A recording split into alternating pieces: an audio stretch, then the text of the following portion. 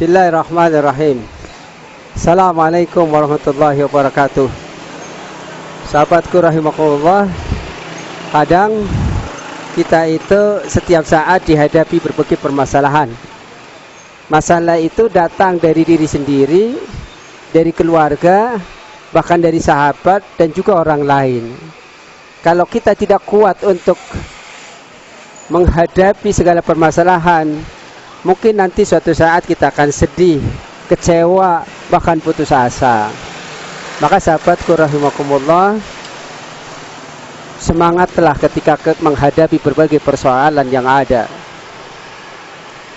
Persoalan itu datang kadang ketika kegagalan demi kegagalan datang. Maka berjuanglah, karena perjuangan itu sahabatku rahimakumullah itu butuh pengorbanan. Seorang pria ketika mencintai seorang wanita itu butuh perjuangan, butuh risiko. Risikonya sakit hati, risikonya ditolak, risikonya dia itu akan merana dan seterusnya. Tetapi itu adalah konsistensi daripada efek perjuangan.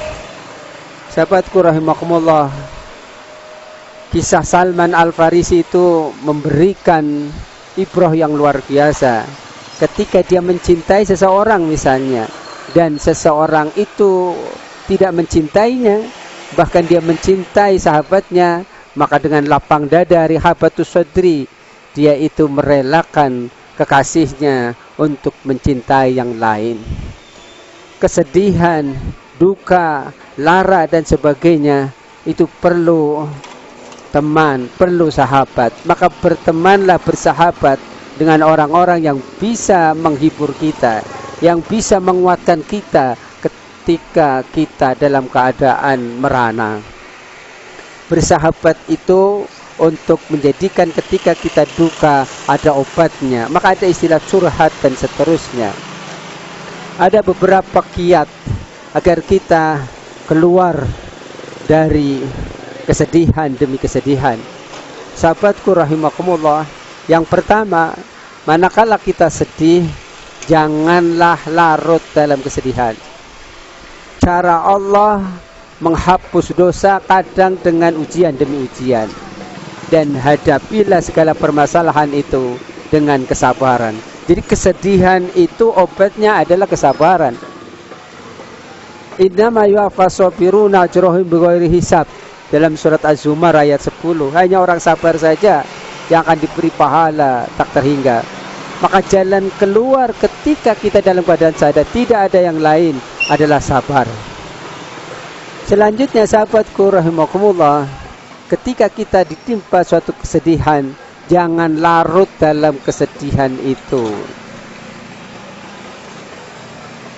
Ingatlah, banyak sekali orang-orang yang begitu tetap semangat ketika yang dicintai yang meninggal. Misalnya sahabatku rahimakumullah, Ummu Sulaim misalnya, dia menghibur suaminya dengan luar biasa ketika anaknya baru saja meninggal. Ketegaran Ummu Sulaim itu diwujudkan. Abu Talha ketika baru saja pulang, dihiburnya dengan kekuatan yang luar biasa. Layaknya pengantin baru, maka merasa puaslah Ummu Sulaim, suami Ummu Sulaim mendapat pelayanan yang prima. Kemudian dengan bahasa yang halus, Ummu Sulaim berkata, "Wahai suamiku, apabila seseorang meminjam barang dan yang punya barang ingin memintanya, kira-kira kalau orang itu tidak memberikan, peminjam itu tidak memberikan, bagaimana?" Maka sang suami berkata dengan tegas, "Itu tidak benar, itu tidak baik." Sahabatku rahimakumullah, suamiku, kata Ummu Sulaim, anak kita adalah pinjaman dari Allah Subhanahu wa taala. Hari ini Allah yang meminjami akan mengambilnya. Kejadian yang sangat luar biasa. Anak yang dicintainya, tetapi dia ikhlas. Ummu Sulaim ikhlas dan diwujudkan keikhlasannya dengan kesabaran. Sedih memang sedih, tapi tidak larut dalam kesedihan. Akhirnya sang suami itu bertanya kepada Rasulullah perihal dengan istrinya yang sangat luar biasa. Maka didoakanlah oleh Rasulullah, dan selang beberapa saat istrinya hamil dan melahirkan anak yang saleh. Sahabatku rahimakumullah, setelah kita terus bersabar dengan kesedihan, jangan larut dengan kesedihan, bersungguh-sungguhlah untuk beraktivitas. Orang kalau dalam keadaan sedih, kemudian dia melamun, dia menganggur, maka yang datang adalah setan. Ada setan khusus yang menggoda bagaimana kita putus asa.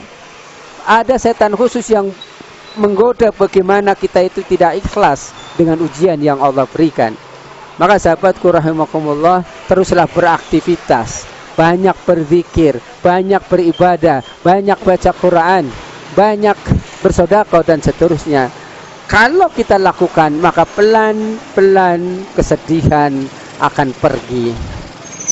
Kesedihan yang mendalam sahabatku rahimakumullah, yaitu ketika kita berpisah dengan sesuatu atau seseorang yang kita cintai.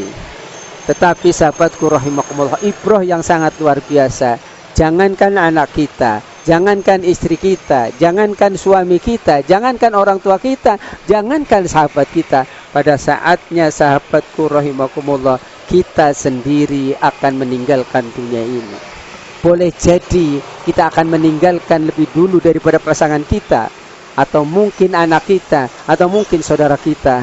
Dan itu merupakan suatu kepastian. Sahabatku rahimakumullah, akhirnya kesedihan demi kesedihan justru akan jadi pahala apabila kita terima dengan ikhlas.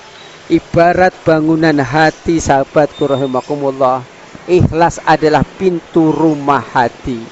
Ketika kita menerima atas takdir Allah, maka yang sedih akan jadi bahagia, yang dosa akan menjadi pahala, bahkan yang kecil akan jadi besar, yang lemah akan jadi kuat, dan yang gagal akan jadi sukses.